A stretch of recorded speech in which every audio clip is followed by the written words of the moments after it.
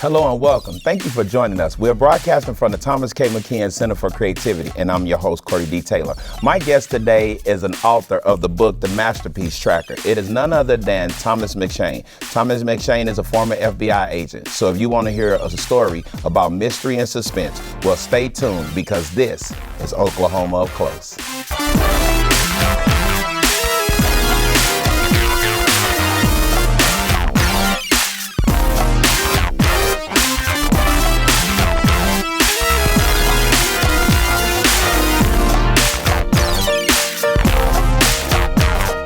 Hello and welcome back. We are here with the legendary #1 FBI art investigative agent, Thomas McShane. How are you, sir? Oh, thank you very much, Corey. It's a pleasure to be here. Well, I'm so glad you're here because we got a lot of stuff to talk about today. I'm so excited. I know our viewers are going to be excited. So you, for years, worked for the FBI and you were the lead art investigative agent for the FBI. So what made you go that route in life? Well, Corey, I have over $300 million worth of stolen and fraudulent art under my belt. And what made me go that route was I was fortunate enough to be transferred to New York, and they needed an assistant to the art director at that time, the art investigator, Donald Mason.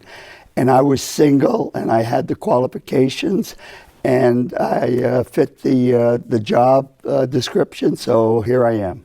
Wow. So with that being said, like now to go to work for the FBI is a lot of requirements. And you were single, I understand, but did you ever think that it was going to be a lot of danger involved? Because when you hear about FBI agents, it gets pretty hairy and risky. So what made you just say, okay, even though it's danger, I'm just going to do it? I know you fit the qualifications, but what made you really dive into this world of the FBI undercover? Well, I grew up with a lot of police officers in my family, and the FBI was always the pinnacle of the profession.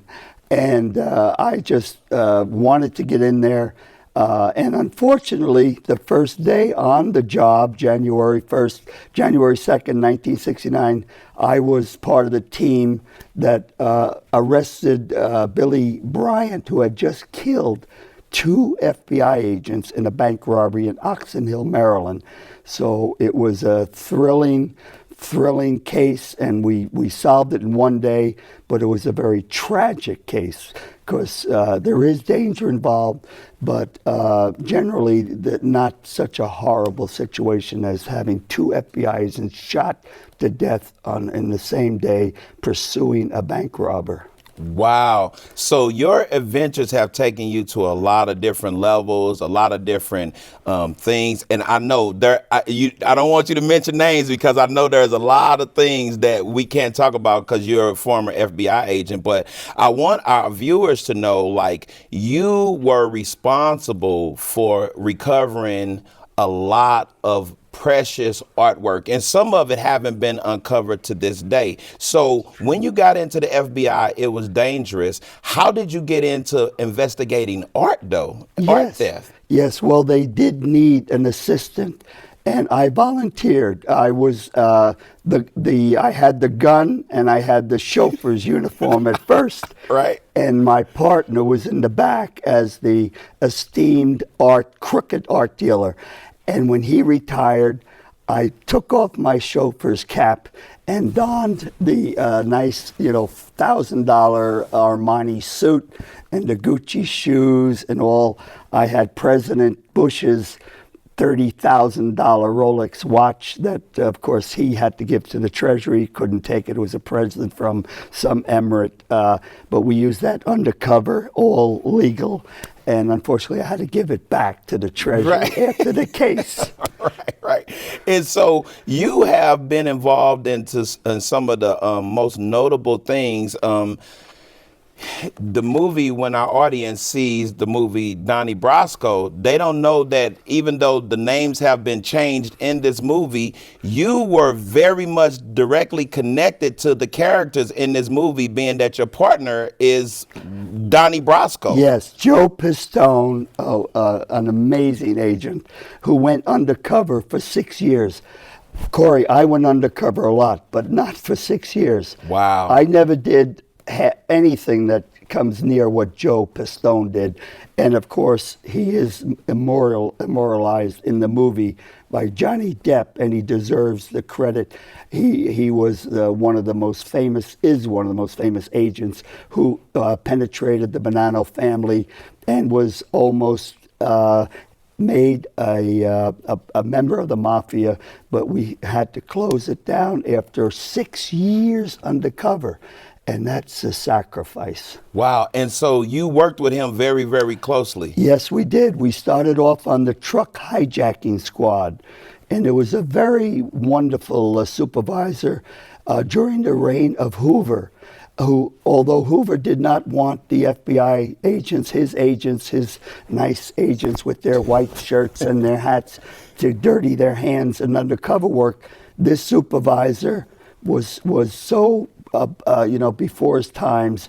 He said, come on, guys, we got to break these mob. We got to get into the mob. We got to get these paintings back. We got to go undercover.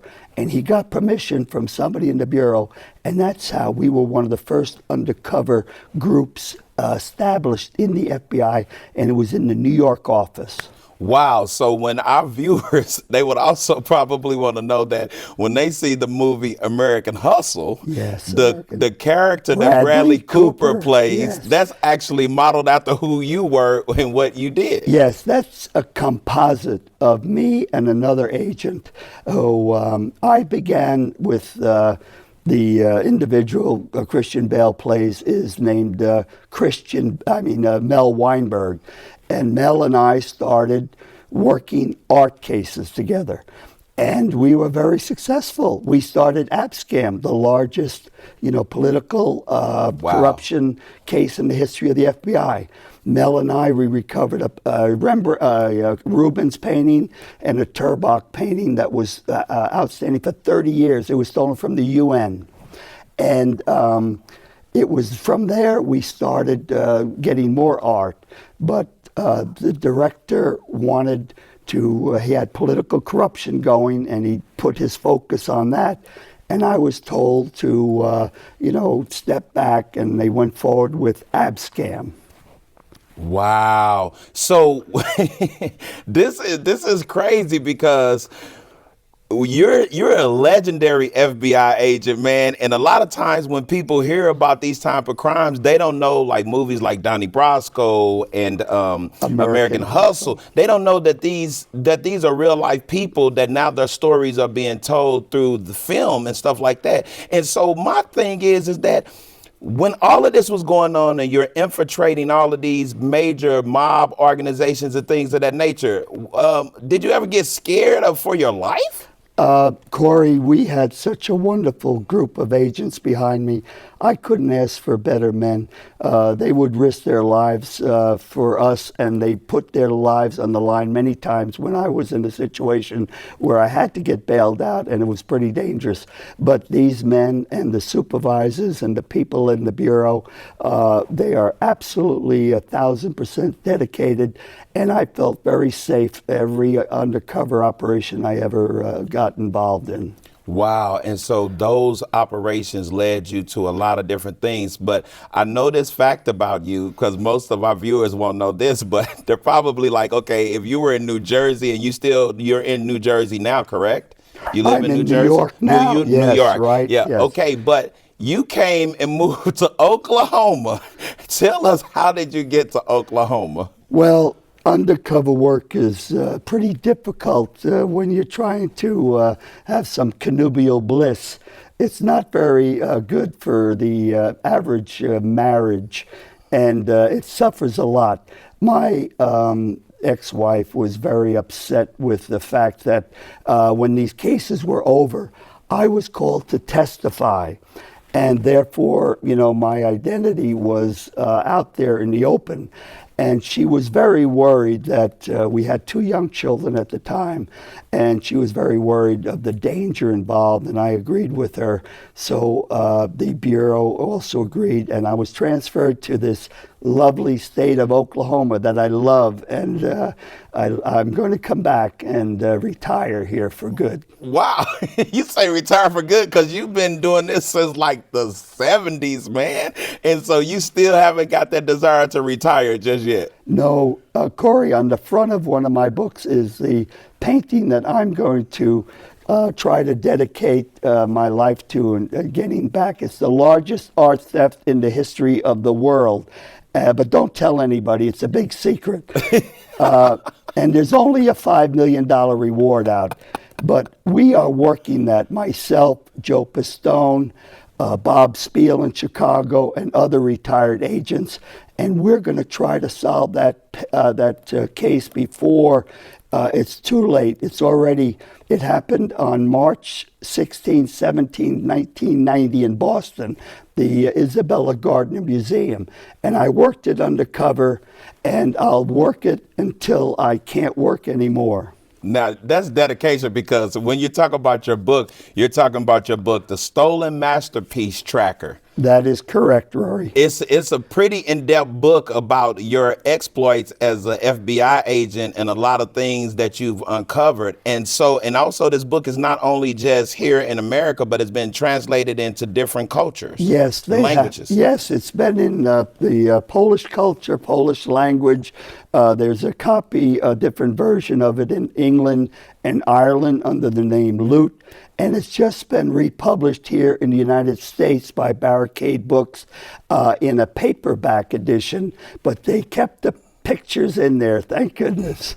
Wow. Yeah. So with all of this going on, and now we see, Donnie Brasco, we see American Hustle, and no doubt there's going to be tons and tons of other movies made. Why do you think now there's such a fascination with all of these things that transpired in like the 70s? Because as an FBI agent back then, you were a part of some big, like, drug busts, crackdowns, all of that stuff. Like you said, first day on the job, 2 FBI agents got killed. Why do you think there's such a fascination with these things at this point in time? Well, I think it's come home to roost, Rory, like The Black Mass, the new Johnny Depp film. It's all about Whitey Bulger, and he was #1 on our list in trying to solve that case in Boston. And we were so disappointed when Whitey, we thought he would be able to furnish some information and try to help us solve it. But there he went, pled not guilty, was found guilty, and is serving a life sentence. And he has not come up with any information whatsoever. So The Black Mass, American Hustle, Donnie Brasco, these are all movies that I guess after a while they sit, they ferment, and people see the value of them, and they are now being brought to the public. Now, if I understand correctly, your story, you've been on NPR News. So many people have been after you to try to get interviews and talk to you about all of these things. And it's amazing because it seemed like there needs to be a movie made about you, about everything that you went through, because in your book you get into some in-depth things. I'm talking about, crime, corruption, people dying around you and everything. So I know that you said you had a bunch of agents that were 1,000% committed to supporting you, but I'm talking about specifically for you. Was there ever a time that you were just ultimately afraid for your life and you just knew that any day you could be killed? Well, there were about 2 occasions when, unfortunately, I was exposed to, pretty dangerous situations. Our surveillance team lost us, and that's when you start worrying. But luckily, they picked us up again. But I always had faith in them. And about my movie, I'm waiting for you to play my partner. And if you hold out any longer, I don't know if we're going to have a deal. Okay.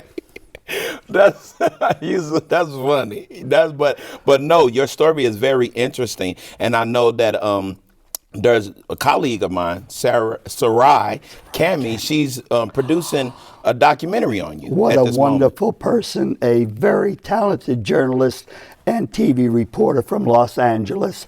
And we're so fortunate to have her here in Oklahoma now. She's an author. I read her book, The Children Know. It's a very moving book, and I recommend it to everybody. And she is doing a documentary, and I wish her all the luck. She's working very hard. Yes, she is. Yes, she's coming to New York next month. We're going to be interviewing with the Art Squad. There's agents dedicated to one thing and do one thing, and that's recover stolen art. When I was involved, it was just me and Don. Don retired, and it was me and another gentleman, but he left, or a young lady, and they left. But here now we have a cohesive unit, which is fabulous, and we got to thank the director for that. Now, this is amazing because you came to my attention through Sarai, and she shared with me, but she had met your son. And I understand that your children, you want to come back here and retire, but your children, they're living here in Oklahoma. So talk to us a little bit about your children.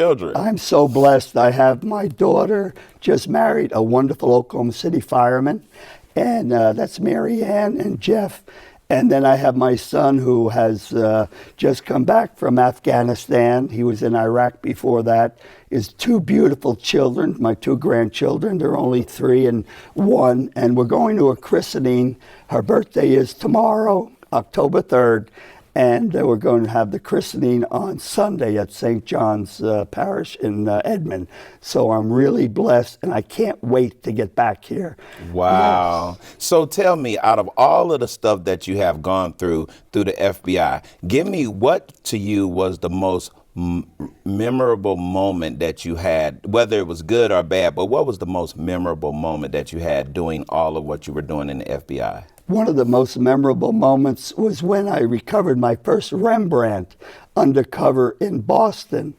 I didn't know the whole place was wired, just like this place, with cameras and everything. But they showed me afterwards, and that was it was my first Rembrandt. And it was a pretty tough decision to make. It had been on loan from the Louvre to the Léon Bonnet Museum in Bayonne, France. The head of the museum came by, and we happened to be on the Staten Island ferry. He says, "What's that over there?" I said, "That's Bayonne, New Jersey." "Oh, my sister city, Bayonne, France, Bayonne, New Jersey." Oh, wow. Yeah, he had painted all the murals in the city hall for Bayonne. But we went over there and looked at his work. But that was one of my most most important recoveries. I was on my own. Don had retired, and it was a real Rembrandt. We had the foremost expert in the world, Seymour Slive, come down from Harvard at the trial, and he agreed with me, thank you, that it was a Rembrandt, because there was a lot of controversy then that there were fake Rembrandts all over the place. And from my study of it and my determination, I gave the bad guy close to $20,000. And my boss afterwards says, you gave away $20,000 of U.S. money. You better be right. Wait, but when it was recovered, how much was it actually worth? Oh, then I had to talk him down, because he was thinking it was worth $5-10 million. At the time, it was probably worth about $1 million.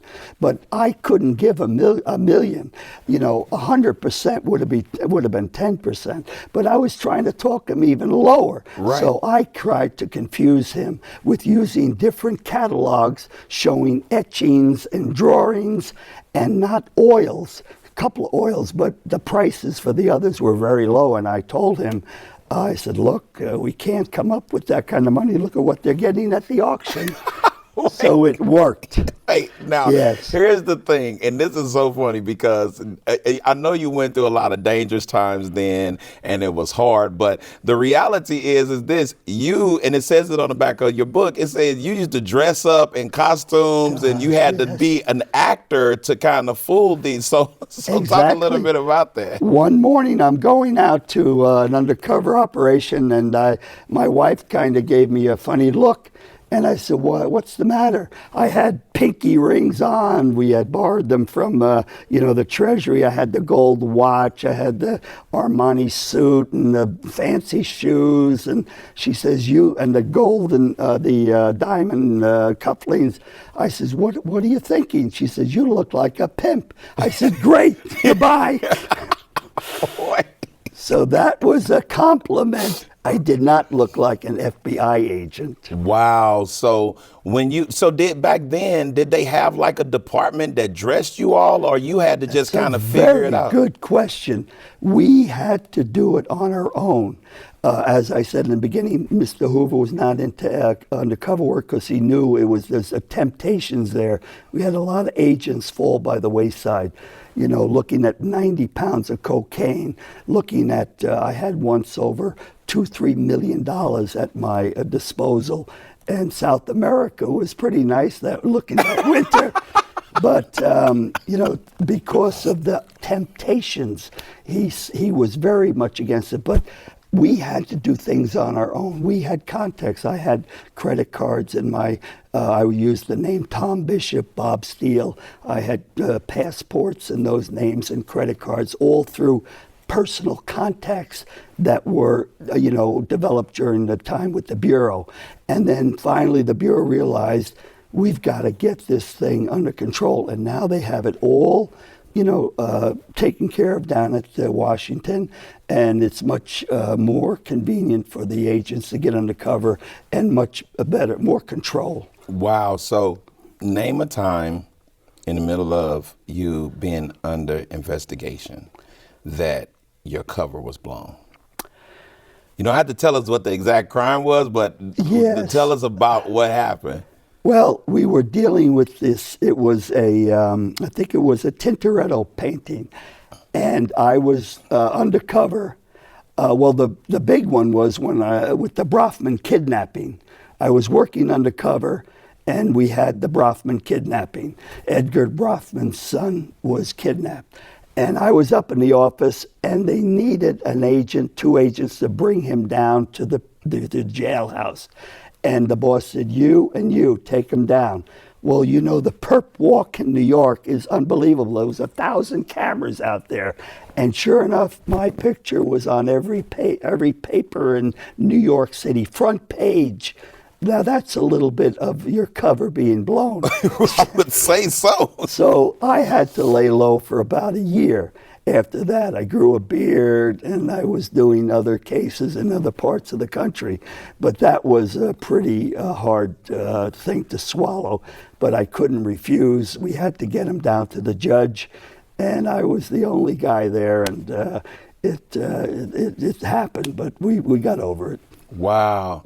So, man, I mean, these stories are amazing, and I know our viewers would be shocked to know that here it is. You've done all of this stuff, uncovered big art heist and all of these different things, and yet and still you chose to come to Oklahoma. Did you all have relatives here, or what made, why Oklahoma? Out of all the places you could have been relocated to, why Oklahoma? Well, it was Mr. Hoover's wisdom in the old days to broaden a person's mind. And I was from New York, so he said, okay, the boys from New York go out west, and the boys from the west come to New York, which was a disaster for those poor guys going to New York. But I was sent out west just to broaden my horizons, and I fell in love with this beautiful state of Oklahoma. My daughter went to OU. She's a avid OU fan. My other daughter is an OSU fan. They love the basketball teams. They love the football. And it's just a wonderful place to, have a family and raise a family. And I'm very privileged and blessed to have found Oklahoma. Right, because back then, Oklahoma looked nothing like it looks right now. It's looking great, I'll tell you. It's doing very good, and it's really a beautiful place. But what was it like in that time, real quick? What was Oklahoma like when you moved here? Because it wasn't as modern as it is now, but what was it like then? Well, I miss some of the old places, like down by the bus stop, there was the sandwich shop. That's gone, I heard. And some of the old, I mean, the marshals and the judges, we used to, after court, we'd go down to this place right downtown, and there was this beautiful barbecue. You know, it had, dirt floors and the best barbecue in the world. And it's changed. It's become not ultra, sophisticated or urbanized, but it still has a beautiful feel for it, and I love it. Okay, so we talked about the documentary, but what's next for Thomas McShane? Next, I hope I'll be here, and we'll be talking about the recovery of the secret, the big secret, the largest art theft in the history of the world. Don't tell anybody.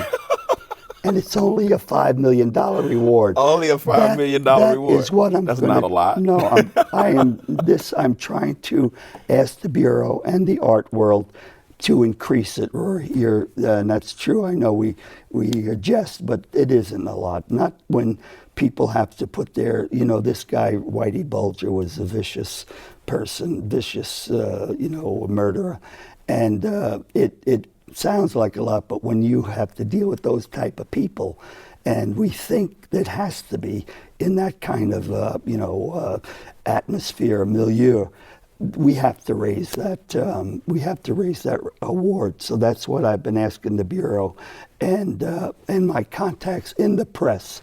Wow. So let me tell you this. I appreciate you coming, but in this show, Oklahoma Up Close, it's all about inspiring others to go on and be successful. So in about, in your own words, in about 30 seconds, explain to our viewers, what would it take for a person to be successful in your own opinion? Well, I was very fortunate. I worked hard. My marks were okay. They weren't off the charts.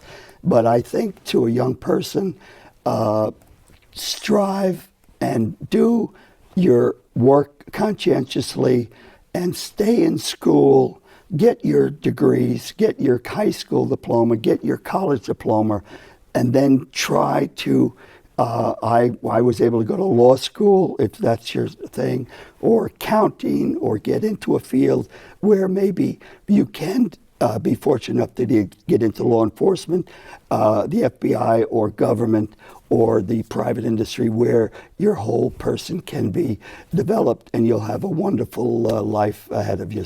Well, Thomas McShane, it was a pleasure having pleasure. this conversation, and I look forward to you coming back soon. When you're my partner in the movie, we'll be together a lot. All right, talk to you soon. Thank you. I hope you've enjoyed our show today. I would like to thank our guest, Thomas McShane, for joining us. Think about this. Change is inevitable, but your attitude towards that change, it is always optional. Until next time, keep looking forward.